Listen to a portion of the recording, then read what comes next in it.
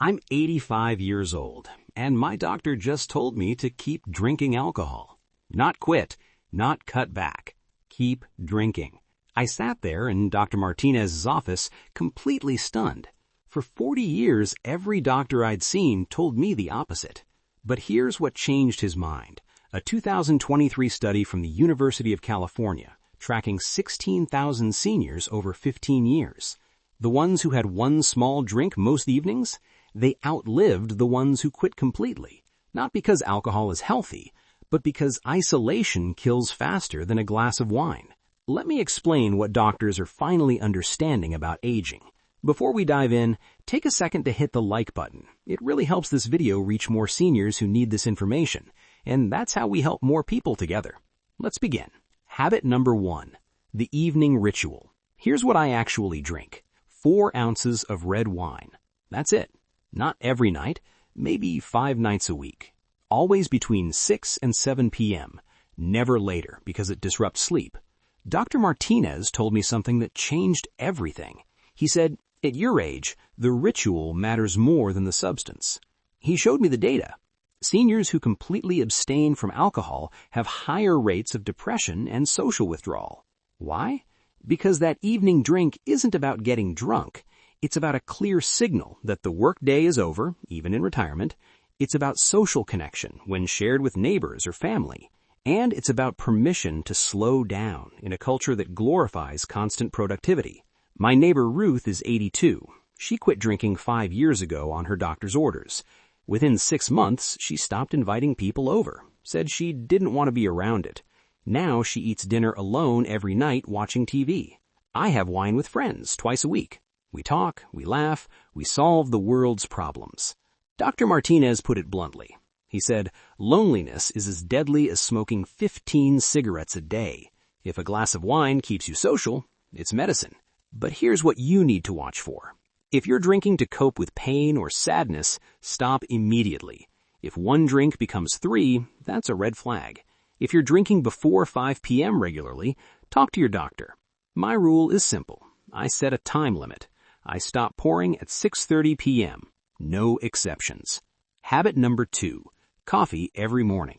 I drink exactly 2 cups of black coffee before 10 a.m. For decades, cardiologists told me to quit. They said it raises blood pressure, stresses your heart. Then, Johns Hopkins released a 2024 analysis of over 500,000 seniors. Moderate coffee drinkers, those having 2 to 3 cups daily, had 21% lower risk of cognitive decline, 17% lower risk of heart failure, and better mood stability. Here's what my doctor said. Your brain doesn't wake up like it used to. Coffee fills that gap. At 85, I don't bounce out of bed alert and ready. My brain needs 30 to 45 minutes to fully boot up. Without coffee, I've noticed slower reaction times, dangerous when crossing streets, trouble finding words mid-conversation, a fog that lasts until noon. With coffee, I'm sharp by 8:30 a.m. But here's the key. Timing matters. I never drink coffee after 2 p.m. Sleep is too precious to sacrifice. My friend George drinks coffee at 7 p.m. He's exhausted, can't sleep, then needs more coffee. It's a trap. Here's what to watch for. If you're jittery hands or a racing heart, you're overdoing it. If you can't sleep even when tired, cut your afternoon cup. If you need coffee just to feel normal, talk to your doctor about dependence. Set a coffee curfew. Mine is 2 p.m.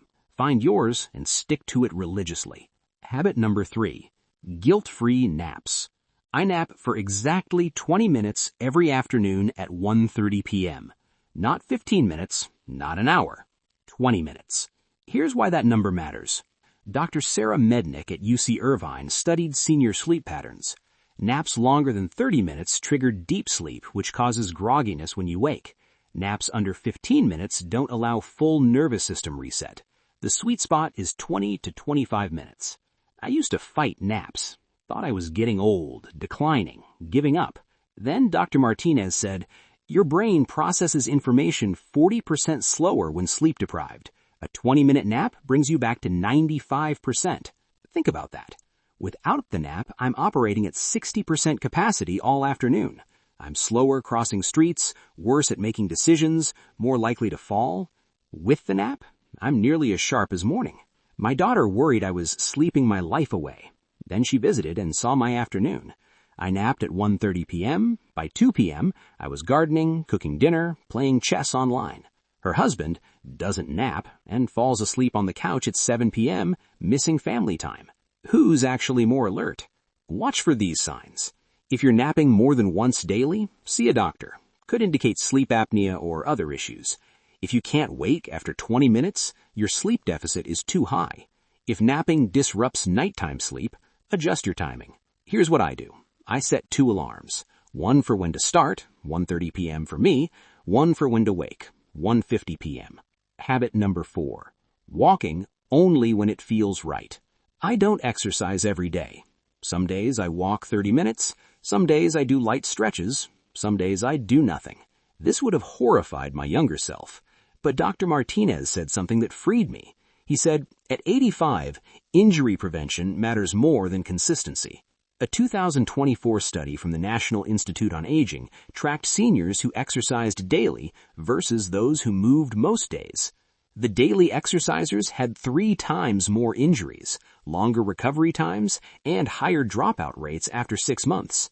The most days group stayed active for years longer. Here's what I've learned. My body sends clear signals. Good days feel like this. Easy to stand from a chair. Balance feels solid. Breathing is easy. Bad days feel like this. Stiff joints even after morning coffee. Slight dizziness when standing. Aching before I've done anything. On bad days, I used to push through. That's when I pulled my hamstring, twisted my ankle, threw out my back. Each injury stole weeks of movement. Now, on bad days, I do 10 minutes of gentle stretching and call it done. And here's the miracle. I actually move more overall because I'm never sidelined by injury. My friend Tom exercises every day no matter what. This year alone, he's been injured 3 times. He's moved less than me. Watch for these warning signs. Pain that doesn't go away in 48 hours? Stop and see a doctor. Dizziness during exercise? Check your blood pressure. Avoiding movement entirely? That's just as dangerous as overtraining. Here's what I do. I set my body 1 to 10 each morning. Below 6, light day. Above 7, go for it. The bigger picture. 4 months ago, Dr. Martinez told me something profound. He said, the seniors who make it to 90 plus aren't the ones who followed every rule perfectly. They're the ones who found sustainable rhythms. He showed me my file spanning 40 years. Every doctor had given me different advice. 1985, never skip daily exercise. 1997, quit all alcohol immediately. 2006, no caffeine after age 75. 2025, keep doing what you're doing. The science keeps changing. The rules keep shifting. But one thing stays constant. Life has to feel worth living. Because here's what kills seniors faster than bad habits. Giving up. When life becomes nothing but restrictions, rules, and fear, people stop trying. They stop socializing because wine is forbidden. They stop moving because they're terrified of doing it wrong. They lose their morning ritual because someone said coffee is unhealthy. And slowly, they fade. Not from disease, from disconnection. So what this means for you, if you're caring for an aging parent, ask them what small pleasure makes their day worth living. Then fight like hell to protect it. If you're aging yourself, ask, am I following rules or am I still living? I'm not saying ignore your doctor. I'm not saying health doesn't matter. I'm saying balance matters. At 85, I drink coffee, take naps, have wine, and skip exercise when my body says no. And I'm thriving. Not because these habits are perfect, but because they're mine. They keep me connected, alert, rested, social. They make me want to wake up tomorrow. Dr. Martinez was right. Whatever keeps you engaged with life, don't stop.